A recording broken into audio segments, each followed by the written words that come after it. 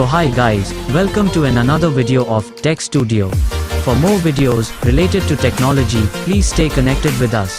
Today, we will make a 3D printed robot car using Arduino. This is the second part of the series, where we will make the front axle of the car. If you missed the previous part, then check out the video from description. These are the 3D printed parts that I used to make the front axle of the car. For more information about the 3D parts, you can visit our website.